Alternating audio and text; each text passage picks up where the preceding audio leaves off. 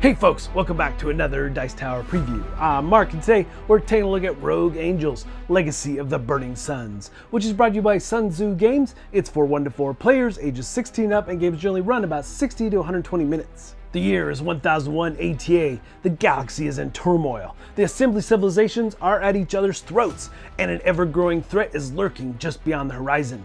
You have joined a small team of highly trained operatives, ready to work as guns for hire, for an as yet unknown contractor. Making planetfall in a remote pirate-controlled system, you gear up to meet your contact. This is your opportunity to begin anew. You will need all your skills and probably a little luck along the way if you're going to carve out your legacy. Welcome to Rogue Angels. Rogue Angels is a character-driven solo or cooperative sci-fi adventure. You get the opportunity to become a hero, shield civilians from conflicts, defend your spaceship from boarding enemies, and help save the galaxy. The game blends engaging narrative with impactful choices leading to multiple paths through various missions and personal journeys. Rogue Angels merges tactical combat with fluent turns and action management with asymmetric abilities, where you fight behavior-driven enemies through combined card and dice play. The experience is much more than hack and slash, as Rogue Angels takes you through stealth missions, search and rescue, infiltration, evacuations, sabotage, and so much more. Throughout your journey, the decisions you make will permanently shape your character's personality and their relationship with other individuals, opening and closing possible paths along the way. As a leader, you must be willing to sacrifice everything and your legacy to bring peace to the many species of the Burning Suns. Do you have what it takes to make a difference? Let's find out. So yes, this is a big story-driven sci-fi adventure. And you know, I played through several of the different missions within Chapter 1, but there's going to be so much more story to go along with it. And what's amazing about this game is that gameplay is simplistic, so it's really up to you how you best approach each of the different things you're doing and going after in the various missions. And setup's going to be different based on which mission you're playing. So I'm not going to spoil any of the story for some of the missions, but this is basically the second set of missions that you're going to be playing, starting with Map 2. And I love the fact the campaign book combined with the map book is just your whole environment that you're playing within that particular part of the mission. And so the campaign book will then show you what you need to set up. So you'll be setting up where the enemies are, what type of enemies, what doors will be in place, what consoles will be in place, what walls are blocked off, and so forth. So lots of different tokens that can be put into play. And these environments that you're going to be playing in from this map book are going to be within ships, within complexes, some on planets, just planet side. So lots of different adventures for you to go on as you venture through this world and try to conquer whatever the mission set forth. Setup will also be dependent on how many players are in the game, so that will dictate a lot of things. How many rounds you have to go, as well as how many enemies might be in play. So various things will change based on player count. And it really becomes an interesting aspect because, you know, you can play this fully cooperative or you can play it solo, which solo worked really well. I played multiple chapters, or not chapters, but I played multiple missions on my own, and it was just a ton of fun using just 2 characters. And again, I must mention that everything you're seeing here is prototype. Please keep that in mind. They're going to have things like miniatures and upgrades. The map book's going to look a lot better. The campaign book's going to look better. This is just very much prototype. So keep that in mind as you watch this preview, as I show you things close up and so forth. So your characters, yes, so I had 4 to choose from. I picked 2. These were a couple of my favorites, some nice abilities. You have this dossier for these characters where you're going to be creating relationships and you're going to be upgrading your characters. There are going to be stickers that you'll be add to your cards. Every character has their own set of cards that you'll be putting into play. And there's 2 sides to your character board. On the other side, from what you see here, is the fact that you have your beginner, your basic game, a way to teach you the game as you jump in. But this side I like so much because you have these personality traits. And as you add and do various things throughout the campaign, you'll be adding onto these traits and you're going to be filling in areas, and you're going to be adding tokens, and these tokens can be spent against your cards to do various things. Below at the very bottom of your cards will have traits specifically that you'll be able to spend your tokens against and so forth. So it might augment and add so much more to what you're doing with that card. And then you have a character ability. You've got focus, which you can use to reroll dice. You've got your shields as you take damage that will reduce, and you have scars. And damage is really interesting because you start to draw damage cards. It fills up your cooldown spots, and once that's full, that's not a good thing. So you want to keep an eye on your damage and how you're dealing with enemies and so forth. And it's important to note that once you do play a card and you put it into one of the slots at the bottom of your board, let's say it's a 3, and then you want to play another 3 card, you can't. If that spot is taken by one of your cards or a damage card, you cannot play until you've rested and those cards have moved out of the way. So gameplay here is super straightforward. But first, when you jump into a mission, you'll have that mission briefing. There might even be dialogue between characters, and there may be companion characters that you'll bring along as well. You'll have cards for those also. So it just depends on where you are in the particular chapters and story that you're playing. And as in this particular one here, you can see that we've docked with the facility. We've moved out of our ship. We're here in the facility now, and there's several doors. And what our main objective for just this mission is to shut down these consoles, but also avoid the 2 robots that are just aimlessly patrolling until they see us, and then they actively start coming after us. So on your turn, you're going to be performing 2 actions. You get to only do 2. And the thing is that you can play cards from your hand. You could just concentrate and regain focus, which again helps you reroll dice when you have that focus token. And also you have the option of resting. So when you put cards into play, they go into your cooldown track, and then they start to move down the track as you rest. And at the end of your turn, you'll always get a rest. So you potentially could chain a couple rests together in order to get cards back in your hand. But not all cards will have to go into that cooldown track. Some are rated at 0, so you'll get them back right away. Now again, all the cards and your abilities are going to be unique to your character. So everyone will have some basic things like a basic move and a basic interact, which you'll probably be using those frequently because those require 0 cooldown, so they come back to you very quickly. So interacting is really interesting in this game because you're going to be going to the interact bag, and maybe you're opening a crate, maybe you're trying to open a door or deal with a console. Now you're going to have different types of cards that may help you in those things much faster or much better than the basic ones do.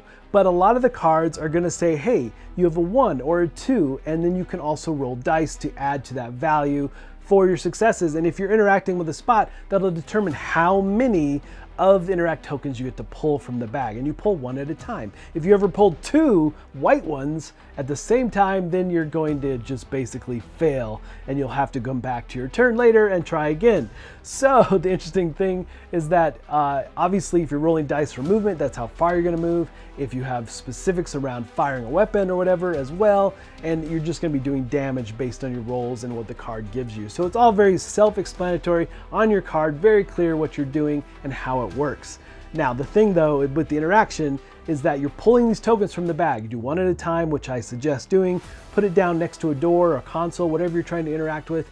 And maybe you've rolled dice and you have 4 tokens you can pull, but maybe you pull a different color of each.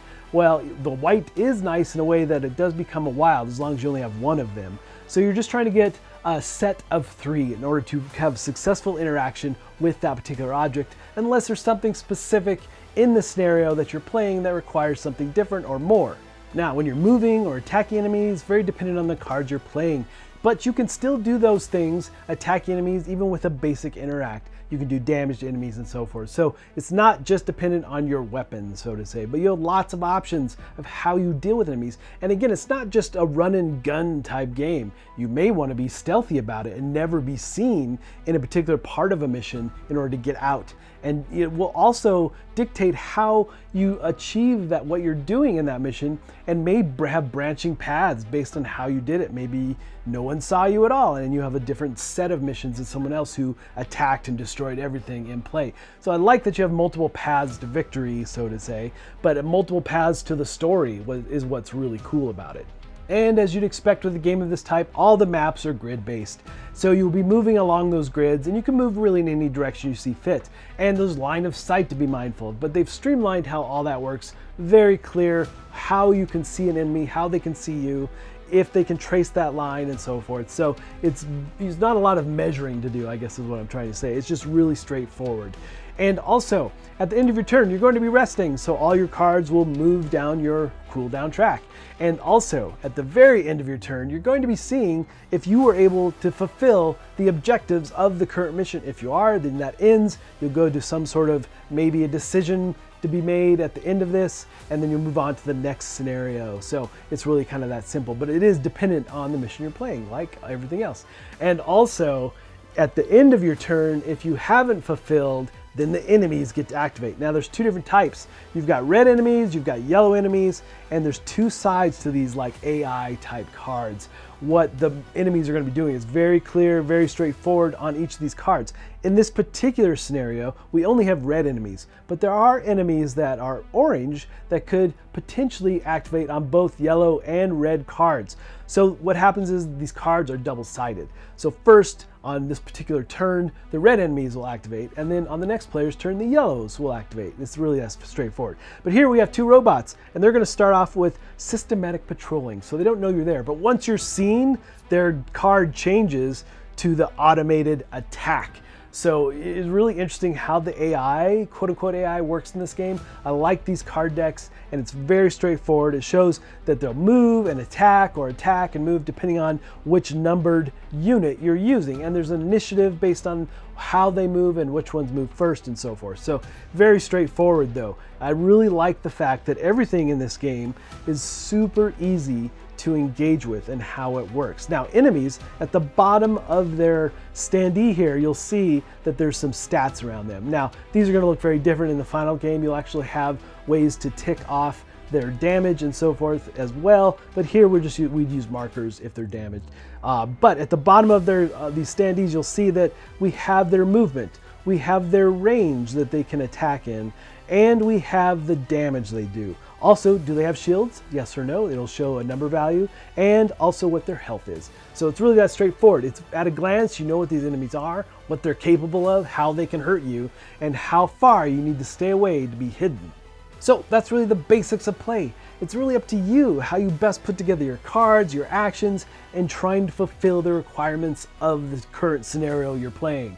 You know, again, you could run in, guns blazing, destroy everything, and then fulfill the consoles and take them out, or whatever the mission is calling for. But again, you do have a finite number of rounds to do things in, so you need to be very mindful of that for sure. And I like the dice. They augment your cards, so it's not just dependent on dice rolls in this game. And you do have your focus, which allows you to re-roll dice, which is fantastic. And some of the dice give you options about maybe getting another shield. If your shield was reduced in taking damage, if you get a shield on the dice, you get to add another shield back. So it basically recharges to some degree. And you'll have pluses based on movement, for attacking, for interacting, you know, all those different things that you're going to be doing in the course of that particular mission. And you do have movement icons on these dice as well, which are just directly related to movement around the board. So the dice do come into play, but you have lots of ways to augment and use those. Again, focus, I use focus a lot to reroll when I didn't have optimal rolls for sure. But really it comes down to how did you best work together to fulfill the mission, and how you fulfilled the mission is going to dictate a lot of where you're moving on to the next mission and how your characters are evolving. Really interesting stuff. All right, folks, just a reminder once again, this has been a Dice Tower paid preview, and everything you've seen has been in prototype form. So keep a close eye on the campaign for any changes that still may occur. Now, with that said, you know, this game has so much story-driven aspect to it, right up my alley, my kind of game, and it's all set in a sci-fi universe. And setup between the missions is so quick and easy. You're just putting out a few doors, you're putting out some tokens, you're putting out the enemies, but I love that the maps are just this book that you're flipping through as you move through the campaign and so forth. Some really fun aspects, and straight up, just how your characters evolve through the game. And when they take damage, they're going to be drawing cards instead of like damage tokens, and these cards get placed into your slots based on what the number is. And if there's already a card there, that card will just come back to your hand. These will just determine that damage. This also dictates a level of difficulty. The first one is just your basic, and then it gets harder and harder. Some really terrible things happen if you want a more challenging game. I really like how damage works. It moves and occupies your cooldown spots. So it does become very detrimental at times, and it really gets in the way. So lots of ways this game can go. You know, it does have that choose your own adventure feel to it as you engage with the story. But folks, ultimately, if this looks like something of interest to you, I'm sure they'd appreciate your support. So I think that's it from me, and until next time, we'll see you at the table.